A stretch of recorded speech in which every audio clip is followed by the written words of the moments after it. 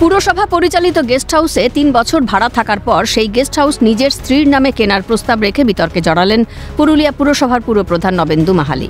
সম্প্রতি পুরসভার বোর্ড মিটিংয়ে এই প্রস্তাব পাশ করাতে গিয়ে বিরোধী দলনেতা সহ দলেরই একাধিক কাউন্সিলরের প্রতিবাদের মুখে পড়লেন পুরপ্রধান। পুরসভা এখন একটা আর্থিক সংকটে রয়েছে, ওপেন টেন্ডার ডাকলে আর্থিক সুবিধা হবে বলে মনে করেন ১০ নম্বর ওয়ার্ডের তৃণমূল কাউন্সিলর রবিশঙ্কর দাস। পাশাপাশি গেস্ট হাউসের মতোই থাকা উচিত বলে প্রতিক্রিয়া উপপ্রধান সহ তৃণমূল কাউন্সিলরদের। যে বর্তমান পৌরসভা এখন আপনারাও জানেন যে একটু আর্থিক সংকটের মধ্যে আছে। আমরা সময় মতো পেনশন বা বেতন দিতে পারছি না। যদি কোনো ফ্ল্যাট পৌরসভার থেকে থাকে সেটা আমার মনে হয় যদি ওপেন অকশন করে, ওপেন টেন্ডার করে, তাহলে আমাদের একটা কম্পিটিশনের মধ্যে আসবে এবং আমাদের আর্থিক দিক থেকেও আমরা আরও বেশি সবল হব। এটা করলেই মনে হয় ভালো হয়। যেটাকে আমরা গেস্ট হাউস হিসেবে রেখেছিলাম সেটাতে ওনাকে থাকতে দেওয়া হয়েছিল বোর্ডের তরফ থেকে। ফ্ল্যাট উনিও পান, যেখানেই কিনুন, ওনার মিসেস কিনুন, চাहे পৌরপ্রধান নিজে কিনুন, কিনতেই পারেন, কারণ সেক্ষেত্রে কারোর বাধা দেওয়ার কোনো অথরিটি নেই। কিন্তু যে ফ্ল্যাটটি আমাদের শুধুমাত্র গেস্ট হাউস হিসেবে রাখা হয়েছে সেই ফ্ল্যাটটি দেবার ব্যাপারে কয়েকজন কাউন্সিলর অনাস্থা প্রকাশ করেছে। এই যতদিন ধরে আছেন শুনছি নাকি 3 বছর ধরে আছেন, সেটা তো কাগজপত্র আছে, সেই 3 বছরের ভাড়া উনি পে করবেন। কিনতে উনি পারেন, সেটা তো কোনো অসুবিধা নেই। হ্যাঁ, কিন্তু আপত্তিটা হয়েছে কিছু কাউন্সিলর তারা আপত্তি জানিয়েছেন যে গেস্ট হাউস যেহেতু, তো গেস্ট হাউসে তো ওটা গেস্ট হাউস হিসেবে থাকা উচিত। প্রসঙ্গত, পুরুলিয়ার পুরপ্রধান নবেন্দু মাহালি নিজের বসবাসের সমস্যার কথা বলে শহরের 10 নম্বর ওয়ার্ডে অবস্থিত নেতাজি আবাসনের গেস্ট হাউসটিতে থাকতে শুরু করেন। 3 বছর ধরে ওই আবাসনে থাকলেও পুরসভার প্রাপ্য ভাড়া এতদিন জমা দেননি বলে অভিযোগ। অবশেষে গেস্ট হাউসটি নিজের স্ত্রীর নামে কেনার ইচ্ছে প্রকাশ করে গত বোর্ড মিটিংয়ে প্রস্তাব দিলে শুরু হয় বাদানুবাদ।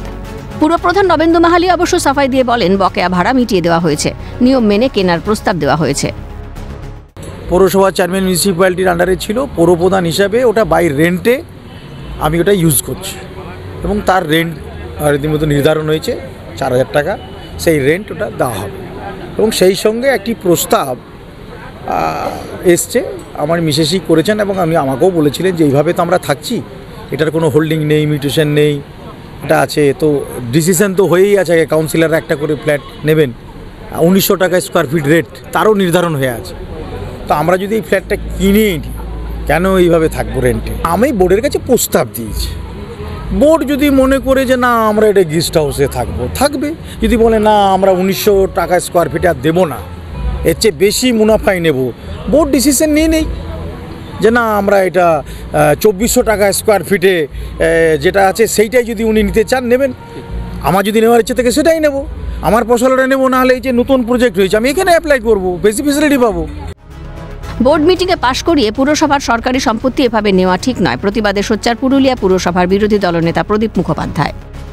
এটা যদি মনে করুন বোর্ড মিটিংয়ে পাশ করে উনি নবেন্দু মাহালি তৃণমূলের পৌরপ্রধান, তাহলে ওরা পুরুলিয়াটাই বিক্রি করে দিই, আর পুরুলিয়া মিউনিসিপ্যালিটি অফিসটাও উনি বোর্ড মিটিংয়ে পাশ করে উনি বিক্রি করে উনি কিনে নিই, এটা তো পুরো। বিষয়টি পুরসভার ভিতরের দলীয় স্তরে আলোচনা করে সিদ্ধান্ত নেওয়া হবে বলছেন তৃণমূল শহর সভাপতি। না দেখুন, আমাদের কাছে এটা খবরটা এসছে, যদিও এটা মিউনিসিপ্যালিটি ইন্টারনাল ব্যাপার, এটা সম্বন্ধে আমাদের হস্তক্ষেপ করা উচিত নয়। যদিও আমরা সাংগঠনিক পদে আছি, সাংগঠনিক পদে থেকে আমাদের কাছে খবরটা এসছে, আমরা দলীয় স্তরে এটা আলোচনা করে আমরা এটা দলের সিদ্ধান্ত জানিয়ে দেব। এখন দেখার এই পৌরসভার গেস্ট হাউস কেনার ক্ষেত্রে কোন দিকে মন নেয় সেটাই অবশ্য দেখার। পুরুলিয়া থেকে দীপক রাম, ক্যালকাটা নিউজ।